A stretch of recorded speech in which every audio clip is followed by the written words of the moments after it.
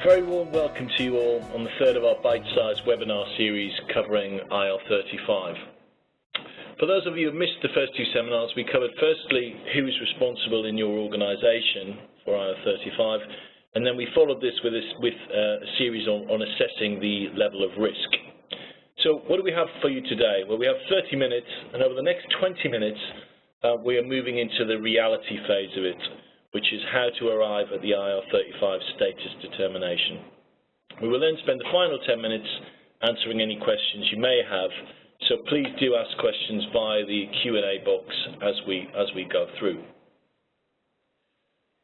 So to start with introductions, I'm Jeff Fawcett. I'm Head of Corporate Engagement for Hays in the UK and Ireland, and most of my work involves designing and providing outsourcing recruitment solutions across both permanent and non-permanent or interim workforces.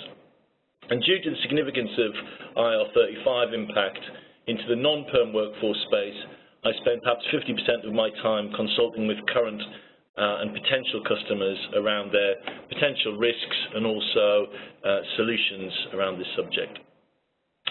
I'm delighted to introduce one of our strategic partners, Seb Mali. Seb is the CEO of Kudos, who are the leading tax status advisors and have been established for 30 years. To date, they've handled over 1,600 IR35 cases, and Hays engaged Kudos on behalf of our customers to give independent assessments. And very much we embed Kudos into our process and testing. So on to agenda. I'll start with you with just giving a brief on IR35. We're conscious of the audience today. Perhaps some of you have had far more exposure than others, so a quick whistle-stop tour of where we've got to with IR35 to date and a bit of a background. And then Seb will move into the determination methodologies and provide a section on there, and we'll wrap up with a Q&A. So to start off with, an IR35 introduction and recap for you, for those of you who've missed it. In essence, IR35 isn't something that is new. It was legislation that came in really to start by tackling perceived tax avoidance in 2000. It was very much something that the onus was actually put on the contractor as opposed to the actual organisation. And really today, over that period of time since 2000, it's been regarded that HMRC have generally had a relatively poor track record of challenging such determinations, largely possibly because there's actually so many individuals out there. I think the key milestone change was actually in 2017 when this off-payroll working legislation was introduced, which in essence placed the responsibility of deciding whether the contractor was inside or outside of IR35 onto the engager or the organisation. So very much the message is what IR35 was about hasn't changed, but in essence the ownership had changed. And in essence, when this came through, the plan was really to move that into the private sector at a date shortly after 2017. What is interesting to note is that we've seen evidence across our customer base of the HMRC starting to look into audit, investigate public sector organisations to really determine whether their views of whether somebody was inside or outside of scope were actually accurate. And the consultation period that the HMRC have been doing has just completed, I think completed 2 weeks ago, as to the private sector rollout. And I think where we're up to at the moment is that it is very likely that it will land in April 2019. It is possible it would land in April 2020.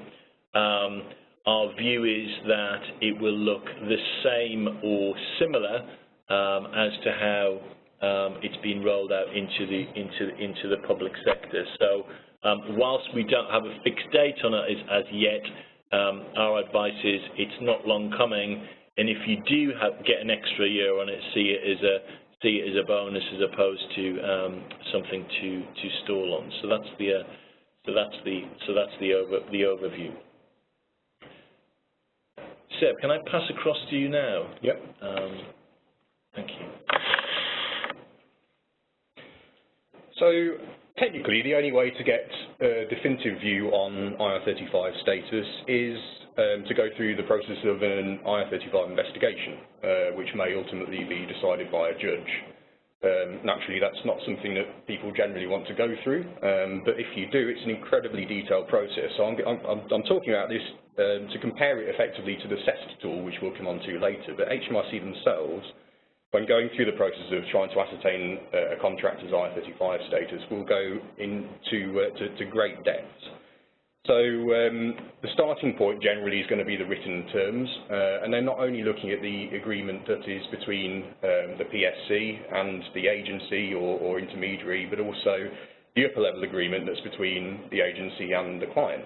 Naturally, some contractual chains are longer, in which case they would be looking at all of the contractual terms in there. What you often find is that a lot of lower level agreements have been adjusted over the years to become kind of IR35 friendly, but often what can be forgotten is the upper level agreement between agency and client, and effectively HMRC are checking to see whether those two sets of terms match each other.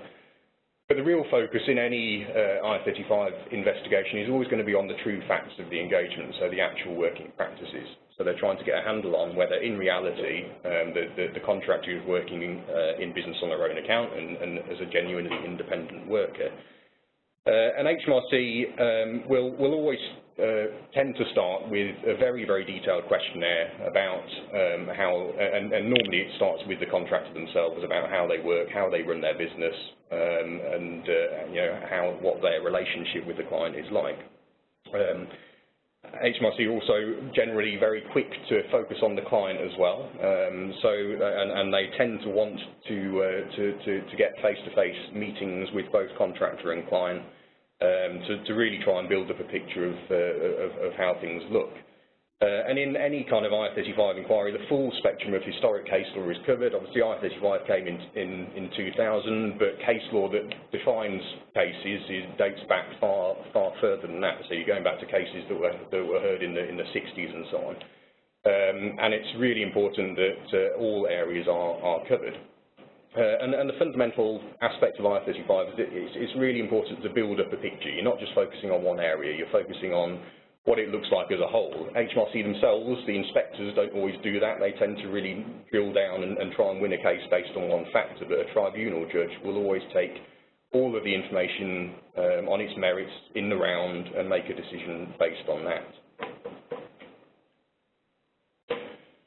The questions HMRC ask in compliance activity are generally very open, so it's not binary. They're really trying to get as much of the facts as they possibly can. As you can see, they're not yes or no answers. They are questions that are requiring detail.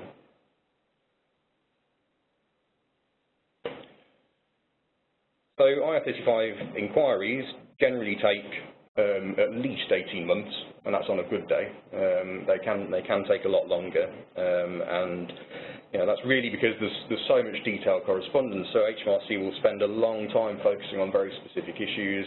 The right of substitution and personal service is one of the kind of critical areas of IR35, and that's one that can take a long time to try and drill down into. And if there's no agreement reached, the case will ultimately go to tribunal, where it's heard by a tribunal judge who specialises in tax, and ultimately it can go higher than that. It doesn't often, but it can go higher.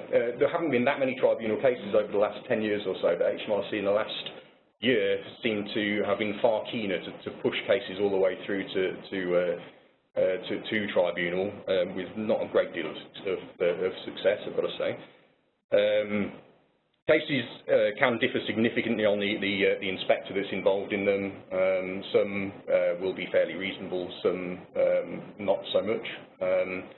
But if you look at the tribunal record, HMRC have actually lost 8 out of the last 10 cases.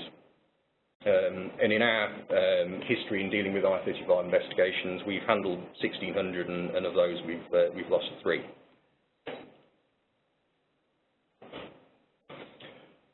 So ahead of the public sector changes, the off-payroll rules that came in 2017, HMRC developed an online tool which was designed to give organisations assistance in determining IR35 status. And it was launched just before the legislation came out. It went through various changes in beta mode. But ultimately, HMRC put a lot of, well, they put a lot of effort into it, and also stressed the importance of it. It was really kind of the figurehead of the change to the legislation, effectively promising clients and contractors that they would get an answer to all of these questions about status. So there's a maximum of 16 questions. Obviously, that is very different to the level of questioning that would happen in an IR35 investigation. And there are key elements of case law that are missing, particularly an area called mutuality of obligation, which is one of the foundations of IR35, and HMRC have decided that they won't include it in the online test. They have made quite a big play on the fact that they will stand by the results of any decision that the tool gives. We would consider a little bit of a red herring, because they will always, if you get a result that says a worker is outside IR35, HMRC are not going to accept that at face value. They'll still drill down into all of the details. They'll try and question every answer that's given, because ultimately people are answering binary questions, yes or no answers, and the situation is often not as simple as that. There have been various studies over the last few months where people have compared the results that CEST gives to actual case law, and there have been several instances where it hasn't matched at all. So there is some question as to whether CEST is actually delivering accurate results that could be relied on should a case be taken further. There's also a significant risk of challenge from contractors as well. I mean, contractors have obviously faced the burden of IR35 since it came in, and a lot of them are very, very aware of how IR35 works. They kind of know their stuff in that regard. And I think if they were to receive a CEST result that they didn't agree with, it would be fairly easy for a contractor to counter that with their version of the facts. We pooled our contractors and surveyed them, and 81% of them would be deterred from working for an agency or client if CEST were used, and 85% of them do not believe it's effective. So it's had a lot of negative publicity, and contractors themselves are acutely aware of that. So I'll talk a little bit about how we work and how we carry out assessments. Clearly, we don't have an 18-month SLA. We like to give a quick decision, but also we need to ensure that it's a human who's reviewing the circumstances, and somebody who has experience of the practical application of IR35. So again, we will look at both the written contract and working practices. We know that the working practices are pivotal. I think some contractors potentially make the mistake of thinking that if they have a compliant set of written terms and conditions, that they're safe from an IR35 perspective. But HMRC will always say that the contract's not worth the paper it's written on if the true facts and the actual working practices don't match up. So we'll always collate as much information as possible, and generally we'll do that from the worker, because IR35 is not just looking at the engagement and the day-to-day happenings on that contract itself. They're also looking to see whether the contractor is in business on their own account. So it's factors that are very specific to that individual. So we'll collate as much information as possible from the worker about their business, but also the specifics of the contract that they're working on. Once we've received all of that, that will be reviewed by a human tax expert, so it's not an automated system like CEST. It's somebody who's dealt with IR35 and dealt with IR35 inquiries, which I think is the key point there. It's you need not only to know the rights and wrongs of IR35, but also how HMRC would attack those in reality, and always we'll ask for further information if we need it. In the public sector, where the client makes the determination, we will present all of that information to the client, along with our opinion on whether it's inside or outside IR35, and the client then has the opportunity to provide any comments or on any areas that they don't agree with, which allows us to then re-review with the input of both contractor and client, and generally we'll try and get that all done within 48 hours. Ultimately, what that means is the complete audit trail is held by all of the parties. So the contractor has a copy of their determination. The client can retain that as well. And it really, we're talking about 48, 50 questions. So there's a lot of detail that we will go into. And then it's also important for us to ensure that compliance is maintained. So it's important that we don't just review it on day one, but we also come back to it and make sure that the situation is still compliant either quarterly or every 6 months.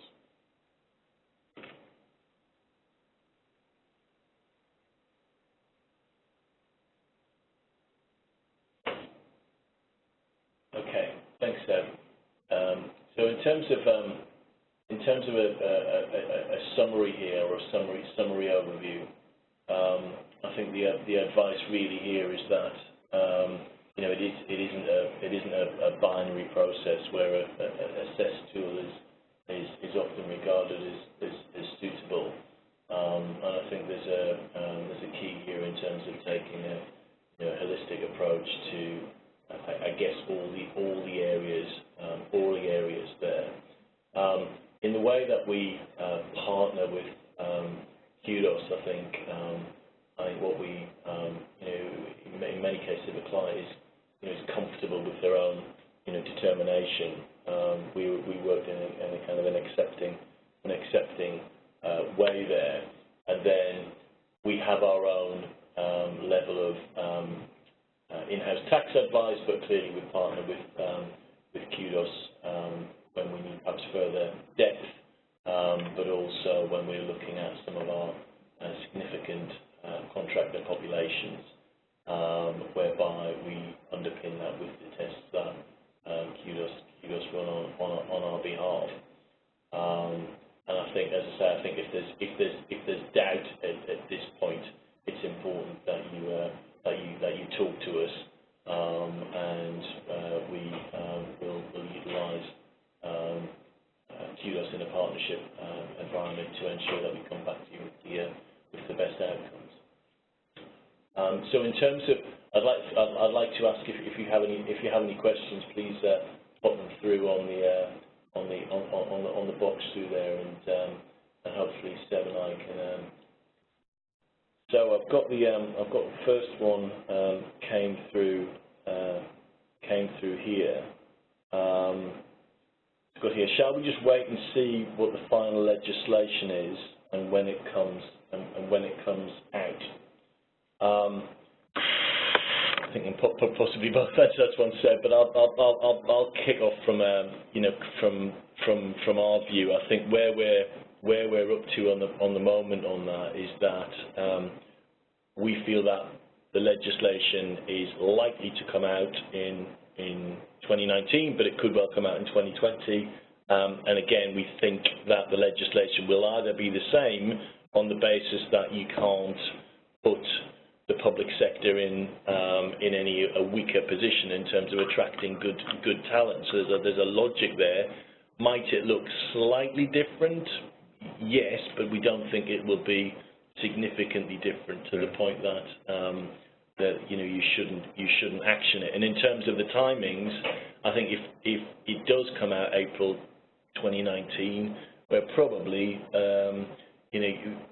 action needs to happen in September, almost at the very latest, and then perhaps see it as a bonus. I think there is a very strong logic, and this might divert from the point slightly, that actually I think this gives a lot of our clients are seeing it as a bit of an opportunity to get their house in order around the contractor space, and actually start to think, well, how can I get the best value out of contractors, and whether there should be PAYE or paid in a different manner, and that's a lot of the discussions that that we've been having. Sorry, Sammy, have you got any? No, I'd agree with all of that. I think we learned a lot from what happened in the public sector, and I think it also gives time. The earlier you start, the more time you have to kind of understand your contractor population as well, and it can make any changes. You can make changes to make the situation more compliant as well, which I think I found. We found in the public sector there was a lack of education about what IR35 was, what contractors were. I mean, I think HMRC, I guess, have always kind of suggested that contractors and PSCs are vehicles for tax avoidance, which is not the case. People don't incorporate limited companies for tax purposes. They do it because they kind of want the freedom, want the flexibility, and so on. So I think a lot of people learned that was the case in the public sector, and that obviously fed into to contractors feeling like they were being listened to and understood as well. Yeah. Okay. Got a couple of other questions here. Have you seen a big decrease in contractors in the public sector as a result of this? I'll take that one first. I think what we saw in April 2017, when it kicked off, was a big decrease. Yeah.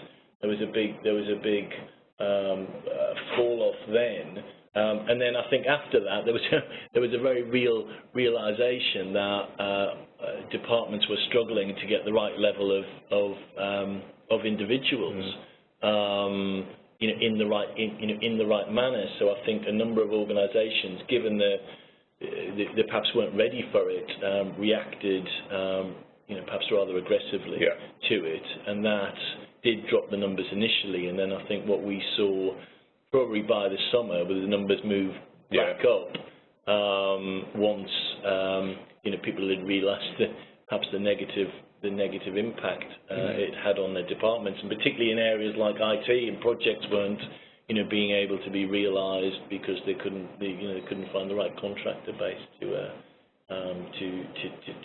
do that.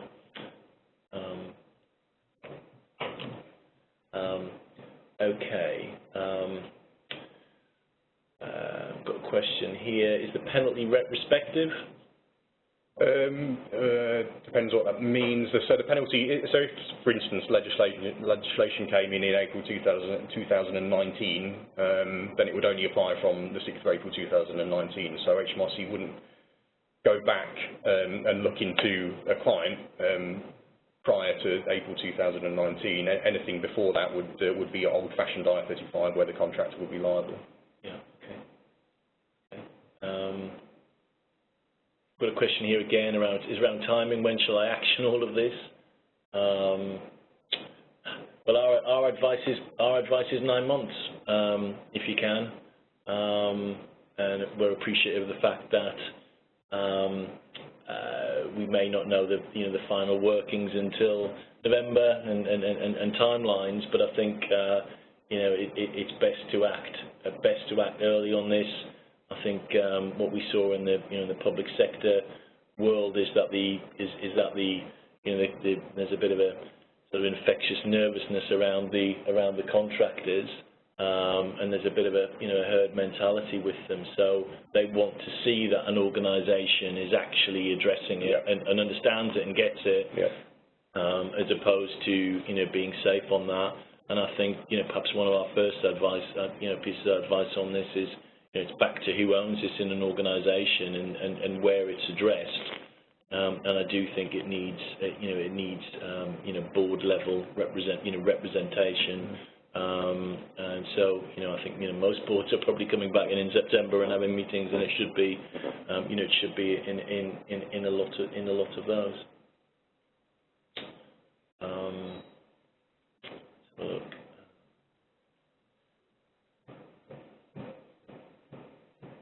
How do you think that the potential changes may impact managed service contracts in the public sector? We run some managed service contracts in the public sector, so we've already seen that. We've seen that impact and the changing, perhaps in a number of their cases, the changing response to how they were dealing with them. Initially there were blanket bans going on, and I think what we saw was that more of a the right approach adopted over time. And I think that's possibly a message within the private sector that we don't want people to be in that position where they're, the legislation's occurred and they're still floundering for the next 3 to 6 months and either being charged more or losing good people and not being able to run projects.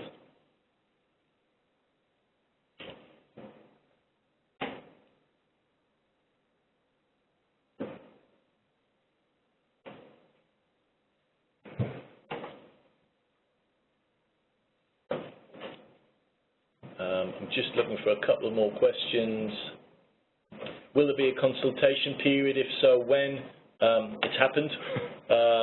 It finished on August the 10th. So the HMRC did its rounds for, I think it was between May and August, and consulted with various organisations, obviously including ourselves.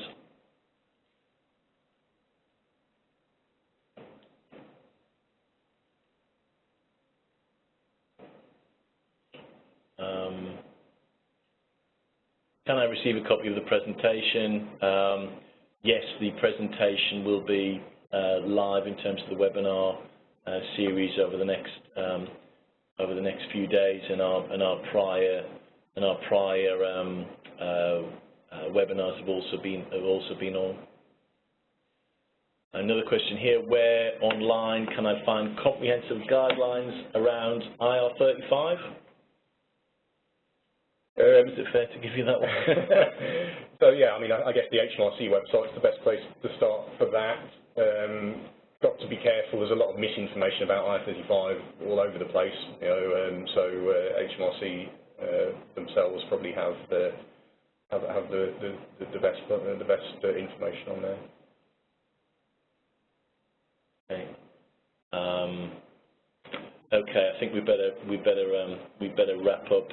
We better wrap up there in terms of the questions. Just before we go, though, I wondered if I could just flag to you that our past webinar recordings are available on hays.co.uk IR35 webinars, and this one will be live in a week's time.